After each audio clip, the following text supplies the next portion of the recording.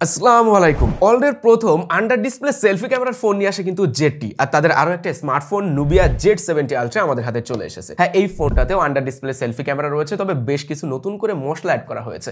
যেমন আগের যুগে আমরা ক্যামেরাতে শাটার বাটন দেখতে পেতাম না, এই ফোনটাতেও সেই শাটার বাটন দেওয়া রয়েছে, ফিজিক্যাল অ্যাপারচার কন্ট্রোল করা যায়। আর গেমিং ডিভাইস এটাতে কিন্তু এখন মার্কেট গরম করা স্ন্যাপড্রাগনের 8 এলিট এসওসিও রয়েছে। আনবক্সিং তো হবে, তার আগে জানিয়ে রাখি আমাদের কাছে কিন্তু ডিভাইসটা পাঠিয়েছে টেক অ্যান্ড টক বিডি। যারা মূলত এরকম ফ্ল্যাগশিপ ডিভাইস বা ইউনিক ডিভাইসগুলো খুঁজেন তাদের সাথে যোগাযোগ রাখতে পারেন। বসুন্ধরা সিটি এবং যমুনা ফিচার পার্কে ফিজিক্যাল শপ রয়েছে, আমি ডেসক্রিপশনে সকল ইনফরমেশন দিয়ে রাখবো। বক্স অনেকটাই সিম্পল ডিজাইনের, উপরে সিলভার আর ব্ল্যাকের কম্বিনেশন রয়েছে। তাড়াতাড়ি খুলে ফেলি। প্রথমে পাচ্ছি আমরা ডিভাইসটা। বেশ বড়সড় আর ভারী লাগছে, তবে ক্যামেরা মডিউল কিন্তু আগে থেকেই ভিজিবল, সেটা তো দেখবো ভিতরে আর কি থাকছে। এখানে আমরা ছোট একটা ঠোঙা পাচ্ছি, না বেশ বড়সড় ঠোঙাটা। ঠোঙার ভিতরে সিম ইজেক্টর পিন, তার ভিতরে কেসটা দেখি কেমন হলো। 1 2 3 4 5 ক্যামেরা মডিউলে 5টা ছিদ্র রয়েছে। সফট সিলিকন কেস, হ্যাঁ বাইরে থেকে দেখতে প্রিমিয়ামই লাগছে। তবে বক্সের ভিতরে আমি ছোট আরো 2টা ঠোঙা দেখতে পাচ্ছি। প্রথমে ভারী ঠোঙাটা খোলা যাক, চলেন। এখানে আমরা পাচ্ছি একটা 80 ওয়াটের টাইপ সি চার্জার এবং হালকা ঠোঙার ভিতরে রয়েছে এই OnePlus-এর কেবল নাকি, এইটা অনেকটাই OnePlus-এর কালারের কেবল দেওয়া হয়েছে, যেটাও কিনা টাইপ সি টু সি। প্রথমে ভেবেছিলাম এটা একেবারে ছোটখাটো হালকা ডিভাইস হবে না। ক্যামেরা মডিউলটা দেখেন কত সুন্দর। ফোনের অনেকটা জায়গা জুড়ে ক্যামেরা মডিউল রয়েছে, আর এই পার্টটা অনেকটা হেভি লাগছে। 228 গ্রাম ওয়েট, বাট ফ্রন্ট সাইডটা অনেকটা হেভি। 8.6 mm থিকনেস, পাতলা সাতলা ডিভাইস একেবারেই না, বেশ বড় সড়ো ভাই। হাতে নিতে মনে হচ্ছে একটা বাটখারা রাখছি ছোটোখাটো। যাই হোক, এর যে এজগুলো না বেশ কার্ভ করা হয়েছে, যে কারণে হাতে নিতে ওই শার্প ফিলটা কিন্তু পাচ্ছি না, প্রিমিয়াম একটা ফিল পাচ্ছে হাতের ভিতরে। এই ফোনের ডিসপ্লে প্যানেল নিয়ে কথা আগে বলতেই হয়, কেননা ভাই আন্ডার ডিসপ্লে সেলফি ক্যামেরার ব্যাপারটার সাথে ন্যারো চিন বেজেল ফোনটাকে অনেক বেশি সুন্দর করছে ফ্রন্ট সাইড থেকে। সামনে থেকে দেখলে ফুল ভিউ একটা এক্সপিরিয়েন্স পাওয়া যায়, চিন বেজেল নেই বললেই চলে। সেই সাথে এই যে আন্ডার ডিসপ্লে ক্যামেরাটা রয়েছে, সেটা বিভিন্ন অ্যাঙ্গেল থেকে দেখলেও বোঝা যায় না যে নিচে কোনো ক্যামেরা দেওয়া হয়েছে। গেমিং ফোন পোর্টস বাটন অনেক দেওয়া হয়েছে, যেমন লেফট সাইডে আমরা স্লাইডার সুইচ দেখতে পাচ্ছি, যেটা OnePlus বা আইফোনে ছিল এর আগে, এখন আইফোনে অ্যাকশন বাটন হয়ে গেছে। এবং এই স্লাইডার সুইচটা দেখলাম বেশ কিছু মাল্টিফাংশনাল কাজে ব্যবহার করা যায়। চাইলে ক্যামেরা অন করার জন্য ব্যবহার করা যেতে পারে, সাইলেন্ট মুডেও রাখার জন্য, এবং সেই সাথে দেখলাম ফ্ল্যাশ লাইটও জ্বালানো যায়, মানে একদমই সহজেই ফ্ল্যাশ লাইট অন করা যাবে এই ফোনে। এবং রাইট সাইডে যে পাওয়ার বাটনটা রয়েছে সেটা কিন্তু আবার রেড কালারের। 2016 কি 17 সালে আমি সনির একটা ফোন ব্যবহার করতাম, M35 সম্ভবত মডেলের নাম।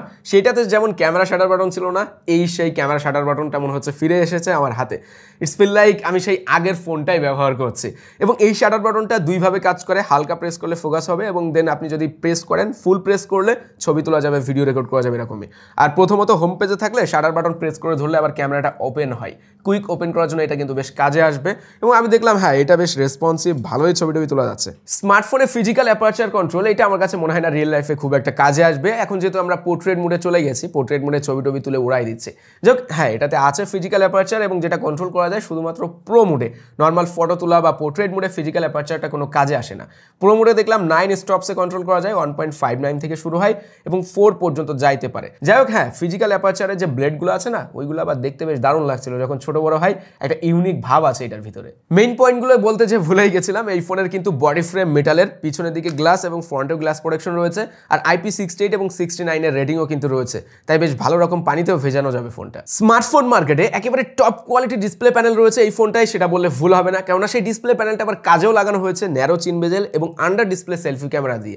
যেমনটা শুরুতে বলেছিলাম, ফ্রন্ট সাইড থেকে কিন্তু এর ডিসপ্লেটা অসাধারণ লাগে ভাই, দেখলে মনে হয় যেন শুধুমাত্র ডিসপ্লে হাতে ধরে আছে। যাই হোক, আমি কনফিগারেশনটা স্ক্রিনে দিয়ে দিব, ছোট করে বলে দিই। 6.85 ইঞ্চের প্যানেল এটা, অ্যামোলেড 144 হার্টজের। 120 পরে 144 বলেন বা 165, এইটা খুব একটা নোটিসেবল না, বাট গেমিং এর সময় কিন্তু আবার কাজে আসে।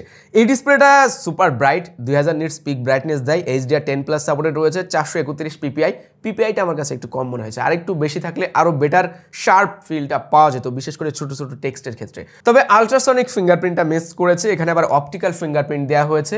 হ্যাঁ, পজিশনটা উপরের দিকে দিয়েছে, এই ব্যাপারটা ভালো লেগেছে। আর এটাও কিন্তু ফাস্ট, ফ্ল্যাগশিপ ফোন ভাই, এগুলো স্লো হওয়ার কোনো চান্স থাকেই না। এই ডিসপ্লেতে মাল্টিমিডিয়া কনজিউম, মানে মুভি দেখা বা যাই করা হোক না কেন, বিশেষ করে গেমিং এর ক্ষেত্রে টপ নচ এক্সপিরিয়েন্সটা আপনি পাবেন sure. But as a sound quality ওইটা আবার অতটা ভালো মনে হয়নি। একটা ফ্ল্যাগশিপ ডিভাইস থেকে যেরকম আশা আমরা করি, ওই লেভেলের সাউন্ড দিতে পারে নাই। হ্যাঁ, ডুয়েল স্টিরিও স্পিকার আছে, সাউন্ড শুনতে ভালো লাগছিল, ক্লিয়ার লাগছিল, বাট লাউড কম ছিল। অ্যান্ড সাউন্ডের ভিতরে ওই যে ভোকাল ক্লিয়ারিটি বলেন বা সাউন্ডের একটা ক্রিস্পি ভাব থাকে না, ফ্ল্যাগশিপ ফোনে আসলে যেরকম থাকে এক কথায়, ওই লেভেলটা আমার কাছে মনে হয় না যে এই ফোনটা সাউন্ড পূরণ করতে পেরেছে। সব কিছু ছাড়িয়ে এই ফোনের গেমিং এক্সপিরিয়েন্স শেয়ার করি আপনাদের সাথে, কেননা এই ফোনটায় আমরা যত বেশি গেম খেলেছি তত বেশি খেলতে ইচ্ছা করেছে, যেহেতু গেমিং ডিভাইস ভাই। অন 44 হার্টজ রয়েছে, আর যেখানে আমরা কল অফ ডিউটি থেকে শুরু করে পাবজি গেমগুলোতে অন 20 FPS পর্যন্ত খেলতে পেরেছি, যেখানে স্মুথে খেলতে পারছিলাম, মানে লো সেটিংসে 120 FPS খেলা যাচ্ছিল। আমরা হাই গ্রাফিক্সের গেমগুলো বাদ দেই নাই ভাই, বিশেষ করে কারেক্স গেম স্ক্রিনে ফুটেজগুলো দিয়ে দিব, আপনারা দেখলে বুঝবেন যে গ্রাফিক্স আউটপুট কত সুন্দর লাগছিল। বড় ডিসপ্লে গেম খেলার মজাটাই অন্যরকম, যেখানে কারেক্স গেম আমরা হাই সেটিংসে খেলেছি তবে FPS ড্রপ দেখেছি। 8 এলিটের থেকেও কিন্তু স্ন্যাপড্রাগনের 8 Gen 3-তে কারেক্সটা ভালো চলে। এখানে অপটিমাইজেশনের একটা ব্যাপার স্যাপার রয়েছে, কারণ ডিভাইসগুলো নতুন, এসওসিটাও নতুন, আপডেট হইতে হইতে ওইগুলো আবার ঠিক হয়ে যাবে। তবে যাই বলেন, 120 FPS এ গেম খেলার ব্যাপারটা ছিল একেবারে অন্যরকম। লাস্ট আমি রক 2-তে 90 FPS খেলেছি, সেখানে আবার অন্যরকম লাগতো যে ওয়াও 90 FPS এ গেমিং করতে পারছে, আর এই ফোনে তো আবার 120 FPS। ফায়ার করা থেকে শুরু করে মুভমেন্ট সব কিছুতেই অন্যরকম একটা এক্সপিরিয়েন্স পাচ্ছিলাম। স্ন্যাপড্রাগন 8 এলিট সম্পর্কে সবাই মোটামুটি ধারণা রেখেছেন, আমরা বেশ কয়েকটা টেস্ট করেছি কিন্তু এই ফোনে, স্কোরগুলো দেখিয়ে দেবো, দেখলে বুঝতে পারবেন। আমাদের হাতেরটা 12/256 GB UFS 4.0 নেবুলা ওএস রয়েছে, আর অ্যান্ড্রয়েড 15 অপারেটিং সিস্টেম। এই ওএসটা আমার কাছে কাইন্ড অফ মোটরোলার ওএস এর মতো মনে হয়, অনেকটাই নিট অ্যান্ড ক্লিন ভাইব রয়েছে, কোনো ধরনের ব্লোটওয়্যার নেই, আপনি ডাউনলোড করবেন সেটাই ফোনে অ্যাড হবে, এরকম ব্যাপার স্যাপার। হ্যাঁ অবশ্য কিন্তু এটা গ্লোবাল ভেরিয়েন্টের, যে কারণে ওএস এর ভিতরে চাইনিজদের অ্যাপ্লিকেশনও দেখা যায়নি। এক কথায় বলতে গেলে ফ্ল্যাগশিপ ফোনগুলোতে যেরকম ওএস থাকে ভাই, ওই লেভেলেই পারফরমেন্সটা দিতে পারছিল। এত পাওয়ারফুল একটা ফোন, বাট ক্যামেরা অ্যাপে ঢুকলে এই অবস্থা কেন? না আমি বলছি না ছবি বা ভিডিওর কোয়ালিটি খারাপ, আমি বলছি ক্যামেরা অ্যাপের কথা। অপটিমাইজেশনের এখানে অভাব রয়েছে, যখন ঢুকছিলাম ভালোভাবে বুঝতে পেরেছি। শাটার ল্যাগ রয়েছে, আর লেন্স পরিবর্তনের ক্ষেত্রে তো স্মুথনেসের অনেক ঘাটতি। আর হবেই বা না কেন, দেখেন 3টা ক্যামেরা বসাইছে এরা 3 জায়গায়।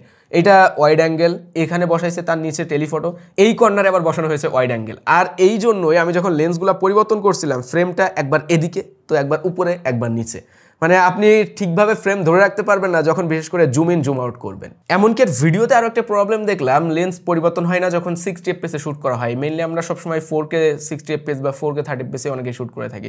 সো আপনি যখন 4K 60 FPS দিয়ে শ্যুট করবেন তখন কোনো লেন্সে পরিবর্তন করতে পারবেন না। ভিডিও যখন চলবে আপনাকে কি করতে হবে, ভিডিও কেটে দিয়ে আরেকটা লেন্সে এসে তারপরে ভিডিও শ্যুট করতে হবে। হ্যাঁ 30 FPS এ 4K তে তখন কিন্তু লেন্স পরিবর্তন হচ্ছিল। এই ফোনে যে 3টা ক্যামেরা রয়েছে তার ভিতরে মেইন ক্যামেরা মানে ওয়াইড অ্যাঙ্গেলে থাকছে 50 মেগাপিক্সেল ওয়াইস, আর এটা সনি সেন্সর দেওয়া হয়েছে। আর টেলিফটো থাকছে 64 মেগাপিক্সেলের, যেখানে 2.7x টেলিফটো মানে অপটিক্যাল জুম হবে। আরেকটা থাকছে ওয়াইড অ্যাঙ্গেল, যেখানেও রয়েছে 50 মেগাপিক্সেল। ঝকঝকা চকচকা ছবি তুলতে পারবেন, তবে আপনার মাথায় রাখতে হবে ছবি তোলার সময় যে আপনি কোনো ক্যামেরা ফোন হাতে নেন নাই, এটা হলো গেমিং ডিভাইস। আপনি যদি এই রেঞ্জের ভিতরে কোনো ক্যামেরা ডিভাইসের সাথে এটা তুলনা করেন তাহলে এর ক্যামেরা কিন্তু পিছিয়ে থাকবে। তারপরেও একটা ফ্ল্যাগশিপ ফোনে যেরকম ছবি দিতে পারে ওই রকমই মোটামুটি বলা যায় ছবির কোয়ালিটি পাচ্ছিলাম। পোর্ট্রেট মোড ভালো ছিল, এইচডি ডিরেক্ট ভালোই করতে পেরেছে, দিনে বা রাত্রে বেশ ভালো ক্লিয়ার অ্যান্ড শার্প ছবি তুলতে পেরেছি। বিশেষ করে টেলিফটো জুম লেন্সেও ভালো ছবি তোলা যাচ্ছিল। শর্ট টাইমে ছবিগুলোতে যতটুকু আমরা দেখেছি ব্লুটোন বেশি পুশ করে, মানে ব্লুইশ কালার দেয় অনেকটাই, এবং রোদ ভালো পেলে বা লাইট ভালো পেলে সেই সময় ইমেজের ভিতরে কালার আরও বেশি ফুটিয়ে তোলে, মানে ওভার স্যাচুরেটেড একটু মনে হচ্ছিল। রেডি টু আপলোড এরকম ইমেজ পাবেন এর ক্যামেরা থেকে। 16 মেগাপিক্সেল সেলফি ক্যামেরা আছে, অনেকটাই বলা যায় যে আপনি 15-20 হাজার টাকা রেঞ্জের ফোনগুলোতে যেরকম ক্যামেরা পাবেন ওই রকম। ওই আন্ডার ডিসপ্লে থাকার কারণে ব্যাপারটা ঘটেছে। রাত্রে একটা ভিডিও শ্যুট করছি, আমি জানি না এডিটর ভিডিওটা দিবে কিনা, বাট দেখলে বুঝতে পারবেন কি বাজে একটা অবস্থা হয়ে গেছে। রাত্রে যে লাইট থাকে, রিফ্লেকশন থাকে, ওইগুলোতে সব পিক্সেল বোঝা যায়। যেহেতু ডিসপ্লে নিচে ক্যামেরা, ডিসপ্লের উপরে তো পিক্সেল আছে ওই জায়গাগুলোতে, সো অতটা অ্যাডভান্স হয় না এক কথায় আন্ডার ডিসপ্লের ব্যাপারটা, যে কারণে ওই ব্যাপারগুলো বেশ ভালোভাবে নোটিস করা যাচ্ছিল। ছবির মান ভালো ছিল না, এমনকি ছবিগুলো যখন তোলা হচ্ছিল আফটার প্রসেসিং সেই ছবিগুলোর ভিতরে যে এআই এর মাধ্যমে শার্পনেস বাড়ানো হয়েছে বা ডিটেল তৈরি করা হচ্ছে সেগুলোও বোঝা যাচ্ছিল। আঁকানো ছবির মতো মনে হয়েছে। আর ভিডিওতে কি বলবো ভাই, 1080p 30 FPS এ ভিডিও শ্যুট করা যায়। ভালো ছিল না ভিডিওর মানও। এর ক্যামেরা নিয়ে শর্ট টাইমে আসলে ওইভাবে ডিটেলে বলা সম্ভব না, মানে রেয়ার ক্যামেরার কথা বলছি, আমি ফ্রন্টের কথা বলছি না।